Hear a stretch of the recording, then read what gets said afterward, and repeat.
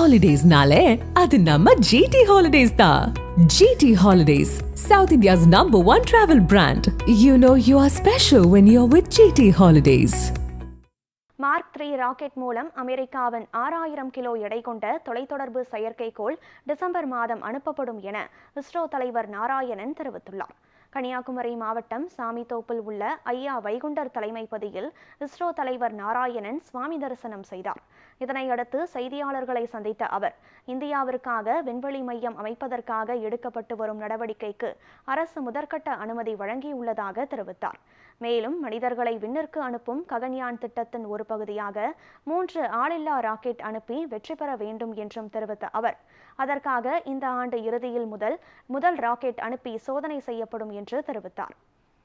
விண்வெளியில இப்போ நீங்க பாத்தீங்கன்னா நம்ம இந்தியாவுக்காக ஒரு விண்வெளி மையம் விண்வெளியில் அமைக்கிறோம். அது 52 டன் எடை உள்ள ஒரு விண்வெளி மையமாகும்.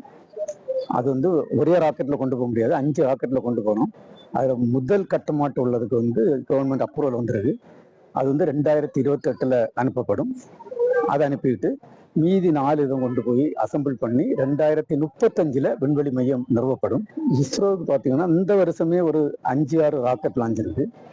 இப்போ அடுத்த மாதம் முதல் வாரத்தில் ஒரு இந்த தொலை தொடர்பு செயற்கைக்கோள் ஒன்று அனுப்ப போகிறோம். அதுக்கு பிறகு இப்போ அமெரிக்காவிலிருந்து ஒரு 6000 கிலோ எடை உள்ள ஒரு தொலைத்தொடர்பு செயற்கைக்கோள் கமர்ஷியல் மூலமாட்டு நம்ம மார்க் 3 ராக்கெட்ல அனுப்புறதுக்கு அந்த செயற்கைக்கோள் வந்தாச்சு, இந்தியாவுக்கு வந்தாச்சு. அது டிசம்பர்ல இருக்கும்.